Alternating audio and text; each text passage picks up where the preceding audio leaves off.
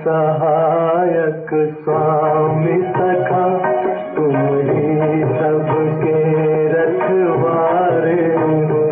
जिसका कोई आधार नहीं, उसके तुम एक सहारे हो।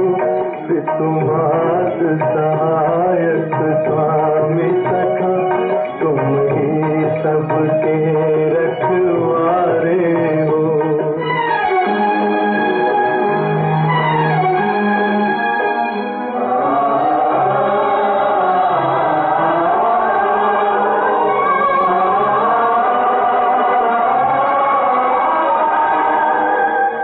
तेरी लीला अपरंपार प्रभु, तेरी महिमा सबसे न्यारी है।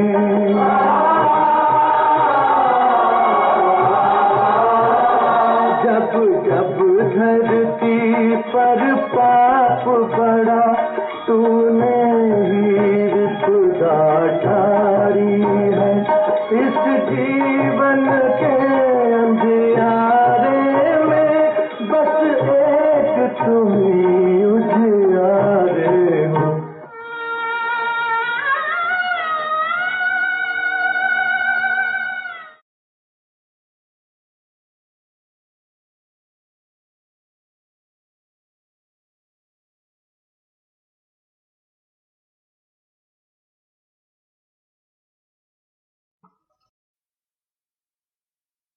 ओम शांति। मुरली की तारीख है 4/8/2021। बाबा कहते, बच्चे जब बाप आता है संगम युग पर, तो हम बच्चों के ऊपर जो राहु की दशा बैठी हुई है उसको बदल करके बृहस्पति की दशा बिठाते हैं। बृहस्पति की दशा हमारे ऊपर ज्यादा से ज्यादा बैठे, उसकी विधि है बाबा की याद।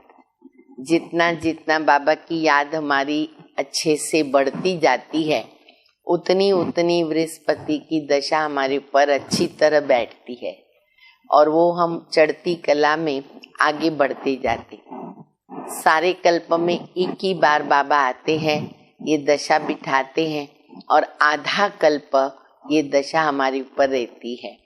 भले धीरे धीरे कला कम होती है। फिर बाबा कहते कि बच्चे अगर बाबा की याद में नहीं रहे तो फिर क्या होगा? फिर माया हमारे से विकर्म करा लेती है, फिर हमारे से भूलें हो जाती है, गुस्सा आता है। अगर बाबा की याद में रहेंगे, मुख में मुलहरा डाला हुआ होगा तो गुस्सा हमारे को नहीं आएगा। आएगा तो भी बोल नहीं सकेंगे, क्योंकि मुख में मुलहरा पड़ा हुआ है ज्ञान का। तो ऐसी मीठी मीठी शिक्षाएं बाप दादा मुरली में दे रहे हैं। हम बाबा की मुरली सुनेंगे। मीठे बच्चे, याद में रहने से अच्छी दशा बैठती है। याद में रहने से अच्छी दशा बैठती है। अभी तुम्हारे ऊपर बृहस्पति की दशा है। हम अति सौभाग्यशाली, परम सौभाग्यशाली ब्राह्मण हैं कि हमारे ऊपर बृहस्पति की दशा, वो भी बाबा ने खुद वृक्षपति ने बिठाई। इसीलिए तुम्हारी चढ़ती कला है। अज्ञान काल में भी बोलते हैं ना, गुरु कृपा या बृहस्पति की दशा, तो उन्नति होती रहती है, वो व्यक्ति आगे बढ़ता रहता है। तो बाबा कहते तुम्हारी चढ़ती कला होती है।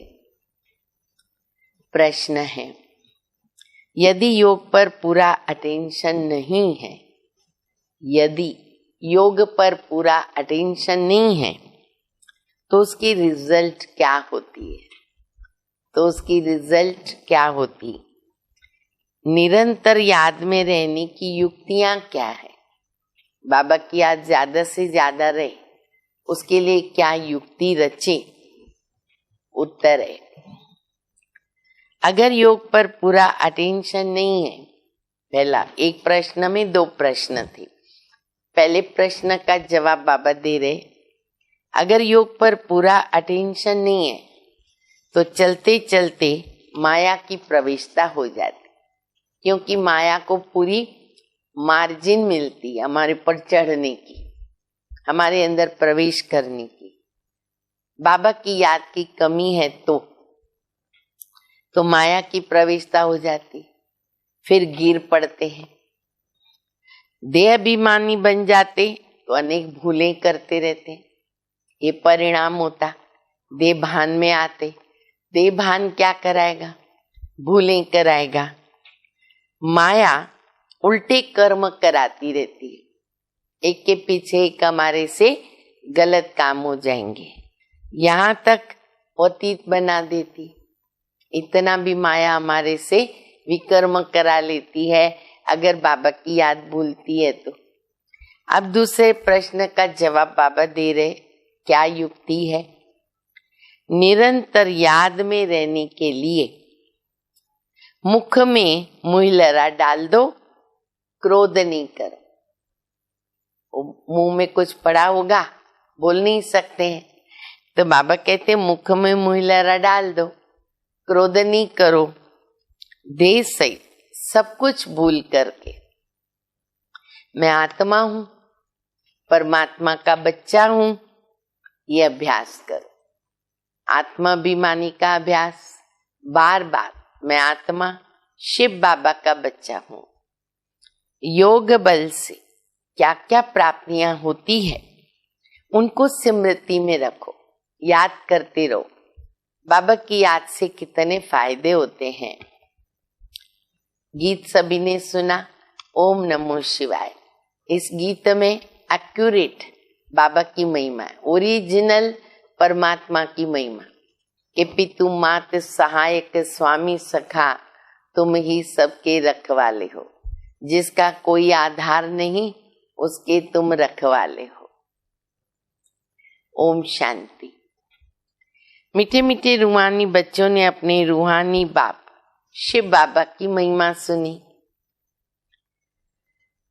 जब पाप बढ़ते हैं अर्थात पापात्माएं बन जाते हैं, तब पतित पावन बाबा आता है, आकर के पतितों को पावन बनाता। भगवान ने गीता में भी वायदा किया, पापों का घड़ा भरता तो मैं आता हूं। तो बाबा कहते मेरा समय वो है आने का। उस बेहद के बाबा की महिमा है, उसको वृक्षपति कहा जाता। कल्प वृक्ष है, उसका बीज बाबा है, तो बाबा का टाइटल है वृक्षपति, नॉलेजफुल, ज्ञान के सागर, वृक्ष का बीज।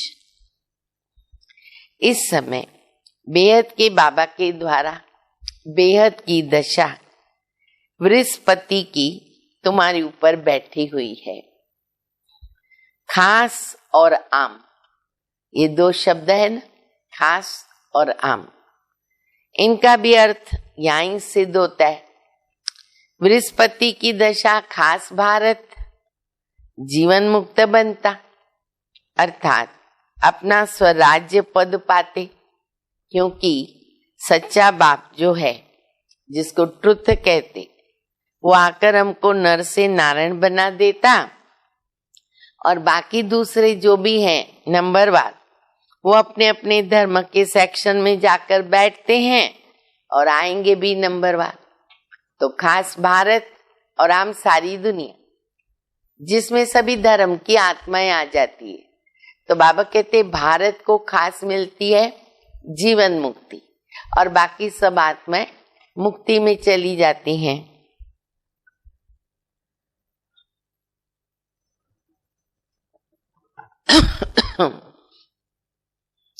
नारायण बनाते हैं बाबा आकर के।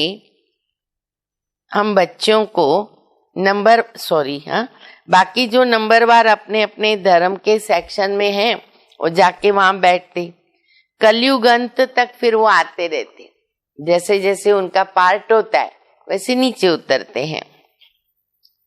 हर एक आत्मा को अपने अपने धर्म में अपना अपना पार्ट मिला हुआ। कितना वंडरफुल ड्रामा है, इतने धर्म और इतनी आत्मा है, और हर एक को एक्यूरेट पार्ट मिला हुआ है। और वो अपने आप समय पर आती है, अपना पार्ट प्ले करती है। ये भी वंडरफुल खेल। अच्छा, वो भी फिर रिपीट होता, अविनाशी पार्ट। राजाई में राजा से लेकर प्रजा तक सबको अपना पार्ट मिला हुआ है। उच्च पद वाले फिर नीचे आते, नंबरवार है। राजा से लेके प्रजा तक बाबा कहते सब अपना पार्ट एक्यूरेट बजाते हैं। नाटक है भी राजा से लेकर प्रजा तक, सबको अपना अपना पार्ट बजाना होता है। अब बच्चे जानते हमारे ऊपर अब बृहस्पति की दशा बैठी। ये बाबा महत्व बिठा रहे, इस बात को याद रखना बहुत जरूरी है, क्योंकि ये याद ही हमारे अंदर एक नई हिम्मत भरती है कि मेरे साथ वृक्षपति है, मेरे ऊपर बृहस्पति की दशा है, मेरा बाल बांका नहीं हो सकता, मेरी हार नहीं हो सकती। ऐसे नहीं एक ही दिन बैठती है, नहीं, तुम्हारी बृहस्पति की दशा चल रही है। हम बाबा के छत्र छाया में हैं, हमारी वो दशा चल रही है, आधा कल्प आगे भी चलेगी। अभी तुम्हारी चढ़ती कला है, जितना याद करेंगे उतना चढ़ती कला होगी। याद भूलेंगे तो माया क्या करती है, विघ्न डालती है। याद से दशा अच्छी बैठती है।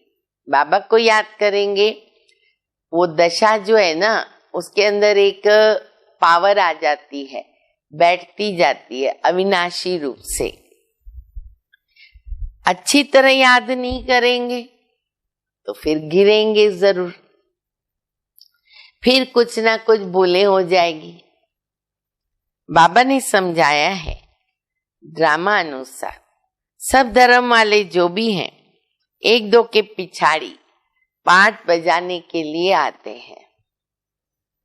बच्चे जानते हैं स्वर्ग की दशा अर्थात जीवन मुक्ति की दशा अब हमारे ऊपर बैठी है। बृहस्पति की दशा में क्या फायदा है, जीवन मुक्ति मिलती, स्वर्ग के अधिकारी हम बच्चे बन जाते हैं। ये ड्रामा का चक्र कैसे फिरता है, इसको डिटेल में समझना है।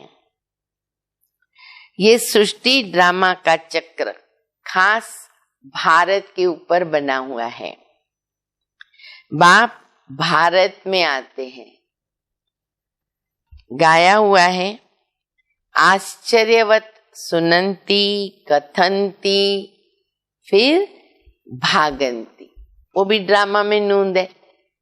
चलते चलते माया की प्रवेशता होने के कारण गिर जाते हैं।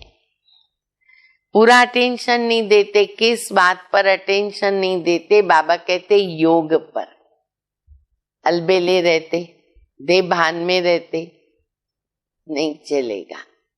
अटेंशन नहीं देते योग के ऊपर। फिर बाबा तो आकर संजीवनी बूटी देते हैं, अर्थात सुरजीत करने वाली बूटी देते। अच्छा, हनुमान भी तुम हो, महावीर है, हनुमान है, दिल में कौन बैठा है, दिलाराम शिव बाबा। बाबा ने समझाया है इस रावण को भगाने के लिए ना, ये बूटी मैं तुमको सुंघा देता हूं। कौन सी बूटी, संजीवनी। संजीवनी बूटी माना मनमना भव, मध्याजी भव। ये संजीवनी बूटी है, इसको सूंघते रहेंगे, कभी बेहोश नहीं हो सकते। बाबा तुमको सब सत्य बातें बताते हैं। सत्य एक बाप है जो आकर तुमको सत्य नारायण की कथा सुनाते, सत्युग की स्थापना करते हैं। इनको कहा जाता ट्रुथ, गॉड इज ट्रुथ, सत्य बतलाने वाला। तुमको कहते हैं ना तुम शास्त्रों को मानते हो? कई प्रश्न करते, तुम शास्त्रों को मानते हो? बोलो हाँ, हम शास्त्रों को क्यों नहीं मानते? जानते हैं कि ये सब भक्ति मार्ग के शास्त्र हैं, ये तो हम मानते हैं। ज्ञान और भक्ति दो चीजें। जब ज्ञान मिलता है फिर भक्ति की क्या दरकार है? शास्त्रों को मानते, शास्त्र हमने भी पढ़े जन्म जन्मांतर, तब तो भगवान मिला। अब भगवान क्या ज्ञान देता है वो सुनना है। भक्ति माना उतरती कला, ज्ञान माना चढ़ती कला। इस समय भक्ति चल रही है। अभी हमको ज्ञान मिला, उनसे सदगति होती है। भक्तों की रक्षा करने वाला कौन? कहते एक भगवान। रक्षा तो दुश्मन से की जाती है ना, किसी की भी रक्षा क्यों की जाती है? किससे की जाती? दुश्मन से। बाबा कहते मैं आकर के तुम्हारी रावण से रक्षा करता हूं, सबसे बड़ा दुश्मन। देखते हो ना कि रावण से कैसे रक्षा होती है। इस रावण पर जीत पानी है। बाबा समझाते हैं, मीठे बच्चे, इस रावण ने तुमको तमो प्रधान बनाया। सत्युग को कहा जाता सतो प्रधान, स्वर्ग। फिर कला कम होती है। अंत में जब बिल्कुल देह अभिमान में आ जाते, पतित बन जाते, जैसे नया मकान बनाते, मास के बाद 6 मास के बाद क्या होगा? कुछ ना कुछ कला कम होती है, ऑटोमेटिक कम होती जाती जितना यूज करेंगे। हर वर्ष मकान को पोछी लगाते, फिर क्या करना पड़ता है? हर बरस कलर लगाना पड़ता है। कला तो कम होती जाती है ना। अब ये प्रश्न करे, नया मकान पुराना क्यों हो गया? नहीं होना चाहिए। अब ये तो कोई प्रश्न ही नहीं है। छोटा बच्चा बड़ा क्यों हुआ? कोई प्रश्न ही नहीं है। नई से पुरानी, पुरानी से फिर नई, ये शुरू से लेकर हर चीज का होता है। चाहे जड़ वस्तु, चाहे चैतन्य वस्तु, कोई भी चीज है वो पहले नई फिर पुरानी, उसको बनना ही है। समझा जाता है ना कि ये मकान 100-150 वर्ष तक चलेगा। अंदाज हो जाता है कि कितना चलेगा। तो बाबा समझाते हैं, सत्युग को कहेंगे नई दुनिया, नया मकान। अच्छा, फिर त्रेता में आ गए तो क्या हुआ? 25% कम, 2 कला कम हो जाती है, क्योंकि थोड़ा पुराना हो जाता है। तो वो हो गए चंद्रवंशी, सूर्यवंशी, फिर चंद्रवंशी। उनकी निशानी फिर क्या है? क्षत्रिय। देखो बाबा कितना व्यवस्थित चक्र का ज्ञान दे रहे। कईयों को लगता है चक्र क्या घुमाने का, कैसे घुमाने का। देखो बाबा उसकी डिटेल बता रहे हैं। तो बाबा कहते उसकी निशानी है क्षत्रिय, क्योंकि नई दुनिया के लायक नहीं बने, इसलिए कम पोजीशन हो गया, थोड़ा नीचे आ गए। सब चाहते क्या है? कृष्णपुरी में जाए। ऐसे थोड़ी कभी कहेंगे रामपुरी में जाए। दिल क्या करती है? कृष्णपुरी में जाए। सब कृष्णपुरी के लिए कहते, भक्ति मार्ग में गाते। बाबा कहते क्या? चलो वृंदावन भजो राधे गोविंद। कहते चलो वृंदावन भजो राधे गोविंद। वृंदावन की बात है, अयोध्या के लिए नहीं कहेंगे। श्री कृष्ण के ऊपर सबका प्यार रहता है। नेक्स्ट गॉड है, बहुत प्यार करते सब। कृष्ण को बहुत प्यार से याद करते हैं। कृष्ण को देखते तो कहते बस इनके जैसा पति मिले, इनके जैसा बच्चा मिले, इनके जैसा भाई मिले, ऐसे सब चाहते हैं। सेंसिबल बच्चे अथवा बच्चियां जो होते हैं वह कृष्ण की मूर्ति सामने रखते हैं और कहते इनके जैसा बच्चा मिले, याद करते हैं। कृष्ण को चित्र को सामने रखा, भगवान हमको इसके जैसा बच्चा देना, इसके जैसा पति देना, ऐसा बोलते, प्रैक्टिकल बोलते। इसलिए वो मीरा का ऐसा ही मिसाल है ना। 9-10 वर्ष की थी, बाहर बारात जा रही थी, शादी की बारात, शोर था, बैंड बाजे बज रहे थे। माँ को बोला ये क्या है, ये सब क्यों हो रहा है। अब छोटी बच्ची थी, माँ क्या बोले। माँ ने कहा बाजू में जो रहती है ना कमला, उसकी आज शादी है। फिर माँ के मुख से ये भी निकला कि मुझे तुम्हारी भी चिंता है। तो मीरा कहती है, ये गीत बना हुआ है, मीरा कहती है मेरी किससे शादी होगी बताओ ना, मेरा पति कौन होगा। ऐसे बच्चों को शौक होता है। अब उस समय माँ क्या कहे, तो घर में जो कृष्ण की मूर्ति थी ना वो दे दी मीरा को, बोला देखो ये तुम्हारा पति है। बस उस घड़ी से लेकर उसने उसको मन में बसा लिया। फिर तुम कहानी आगे जानते हैं सभी। मेरा तो एक गिरधर गोपाल, दूसरा न कोई, ऐसा उसके जीवन के अंदर अंत तक रहा। इसलिए भक्ति मार्ग में फीमेल में नंबर 1 भक्तन मीरा गाई हुई है। कृष्ण के प्यार में बहुत रहते, सब चाहते कृष्णपुरी। अभी है कंसपुरी, रावण की पुरी। कृष्णपुरी का बहुत महत्व है, कृष्ण को सब याद करते हैं। तब बाबा कहते तुम इतना समय याद करते आए हो, अब कृष्णपुरी में जाने का पुरुषार्थ करो, इनके घर आने में जाओ। बाबा वही घराना बना के दे रहे, पुरुषार्थ करो। सूर्यवंशी 8 घराने हैं, तो इतना पुरुषार्थ करो जो राजाई में जाकर अरे राजकुमार के साथ झूलो।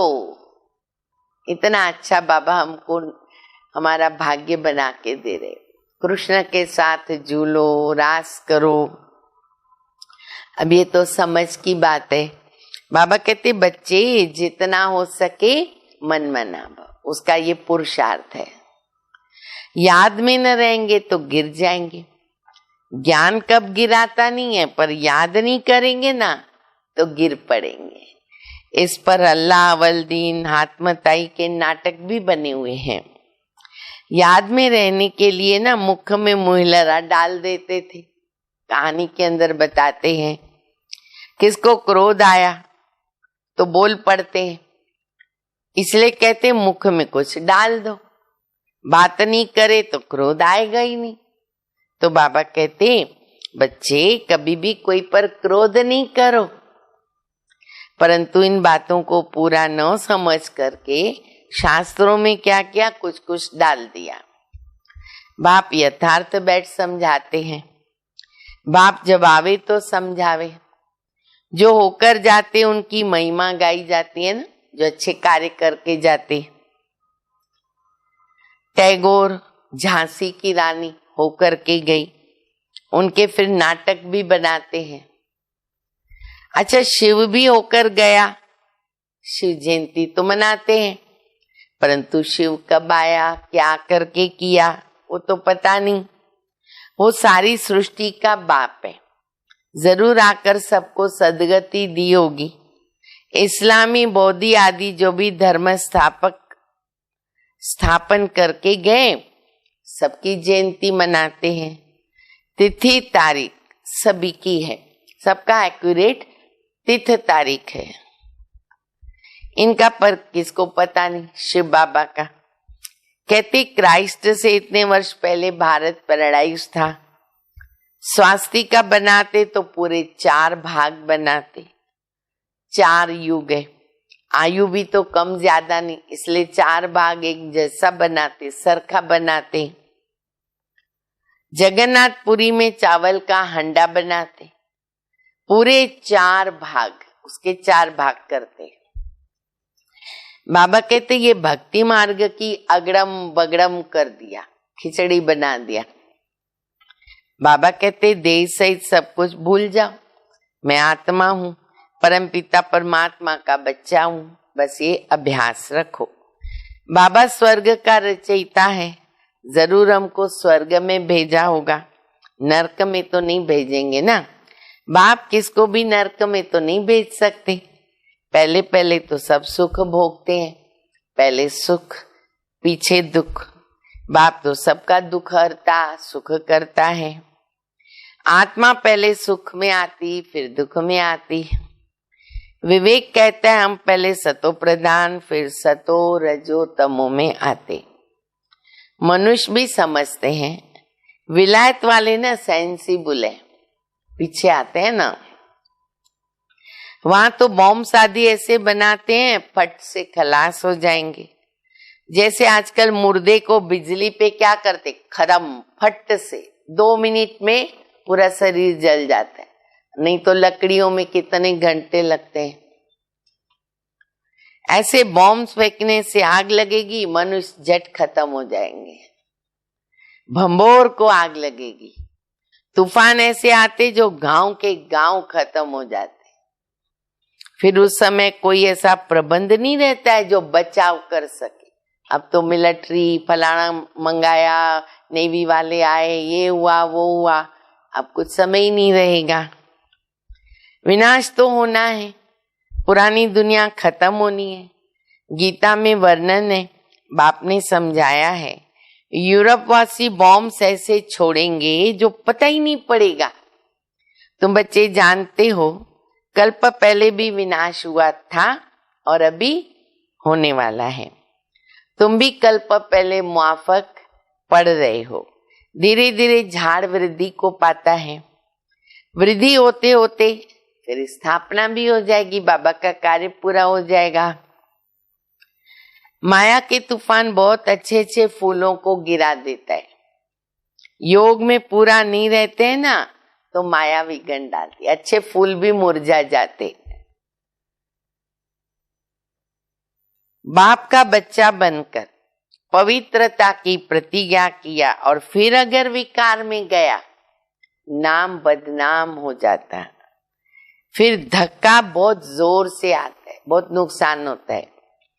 बाबा कहते ये काम की चोट कभी मत खाना, काम की चोट मत खाना। बच्चे जानते हैं यहाँ रक्त की नदियां बहनी है। कहाँ? भारत में। तब तो दूध की नदियां बहेगी ना, पहले रक्त की नदियां बहेगी। सतयुग में दूध की नदी बहती है, वो है नई दुनिया, ये पुरानी दुनिया। कलयुग में देखो क्या है और नई दुनिया के वैभव देखो, जमीन आसमान रात दिन का फर्क। आज ये है कल वैसे हो जाएगा। यहाँ तो कुछ है ही नहीं।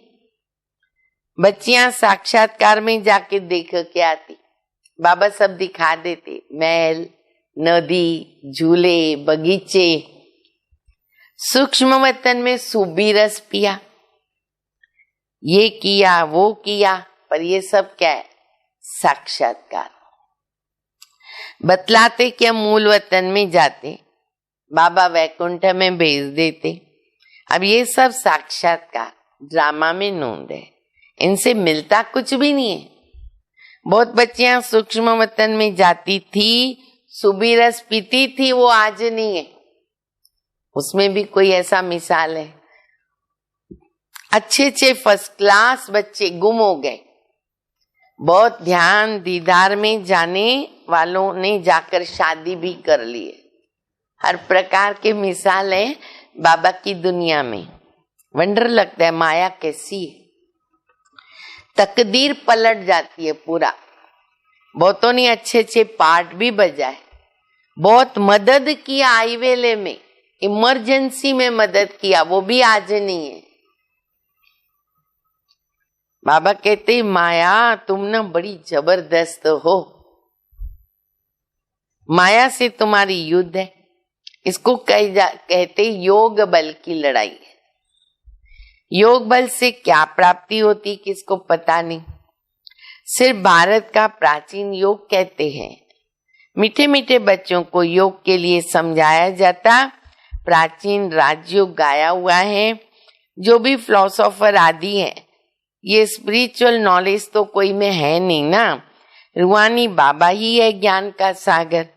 उनको शिवाय नमः कहते, उनकी महिमा गाते हैं। बाबा आकर तुमको कितना ज्ञान समझाते। इसको ज्ञान का तीसरा नेत्र कहते, जो बाबा ने हमको दिया। कोई की ताकत नहीं जो अपने को त्रिकालदर्शी कह सके, हम ही कह सकते। त्रिकालदर्शी सिर्फ ब्राह्मण होते हैं। जिन ब्राह्मणों के द्वारा यज्ञ रचा, रुद्र ज्ञान यज्ञ, रुद्र शिव को कहते। अनेक नाम रख दिए हैं। हर एक देश में नाम अलग अलग, सिवाय एक बाप के और किसी के इतने नाम नहीं है। बबुलनाथ भी कहते शिव बाबा को।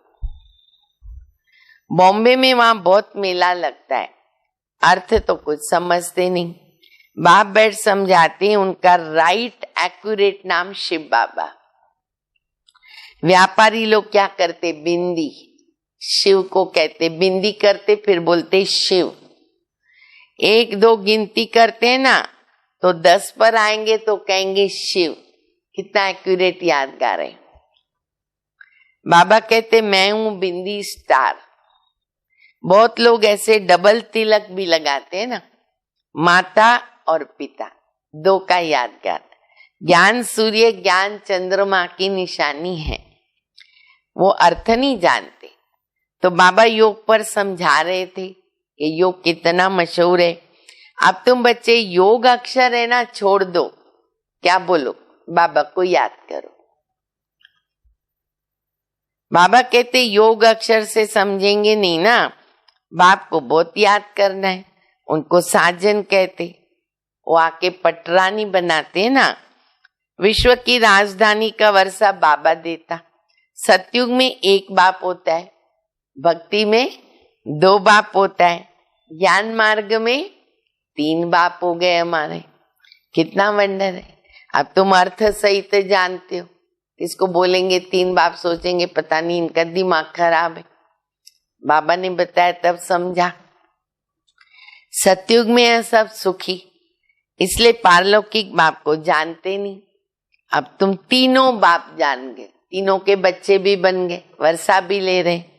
कितनी सहज समझने की बातें। अच्छा, मीठे मीठे सिकिल दे बच्चों प्रति माता पिता बाप दादा का याद प्यार। Good morning. रूहानी बाप की रूहानी बच्चों को नमस्ते। हम रूहानी बच्चों की रूहानी बाप को, माता पिता बाप दादा को याद प्यार, गुड मॉर्निंग और नमस्ते। धारणा के लिए मुख्य सार है। पहला, याद में रहने के लिए मुख से कुछ भी बोलो नहीं। मुख में मुहिलरा डाल दो। मुख में मुहिलरा डाल दो, क्रोध खत्म हो जाएगा। कोई पर भी क्रोध नहीं करना है। अंडरलाइन करें, क्रोध नहीं करना है। दूसरा, इस दुख धाम को अब आग लगनी है, इसलिए इसे भूलकर नई दुनिया को याद करना है। बाबा से जो पवित्र रहने की प्रतिज्ञा की है, उसमें पक्का रहना है। वरदान, पवित्रता के आधार पर सुख शांति का अनुभव करने वाले नंबर 1 अधिकारी भव। जो बच्चे पवित्रता की प्रतिज्ञा को सदा स्मृति में रखते हैं, उन्हें सुख शांति की अनुभूति न स्वतः ही होती, क्योंकि मेन है पवित्रता। पवित्रता का अधिकार लेने में नंबर 1 रहना माना सर्व प्राप्तियों में भी हम नंबर 1। इसलिए पवित्रता के फाउंडेशन को कभी कमजोर नहीं करना, तब लास्ट सो फास्ट जाएंगे। इसी धर्म में सदा स्थित रहना। आत्मा का स्वधर्म है पवित्रता, शांति। कुछ भी हो जाए, चाहे व्यक्ति, चाहे प्रकृति, चाहे परिस्थिति, कोई कितना भी हिलावे, लेकिन धरती पर ये धर्म न छोड़िए। ये हमेशा याद रखें। स्लोगन है, व्यर्थ से इनोसेंट बनो। बहुत अच्छा शब्द है व्यर्थ। व्यर्थ से इनोसेंट बनो तो सच्चे सच्चे सेंट बन जाएंगे। ठीक है? अच्छा, ओम शांति।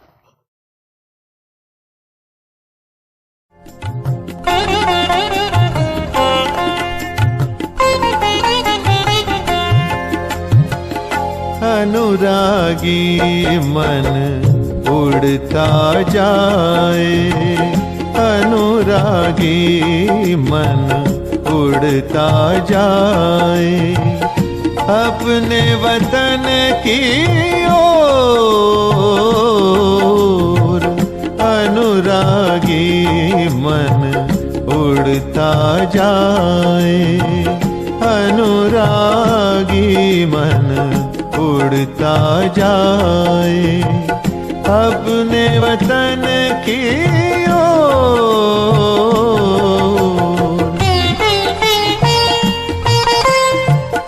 शिव बाबा संग मिलकर देखी, शिव बाबा संग मिलकर देखी, हमने सुहानी भोर। अनुरागी मन उड़ता जाए, अनुरागी मन उड़ता जाए।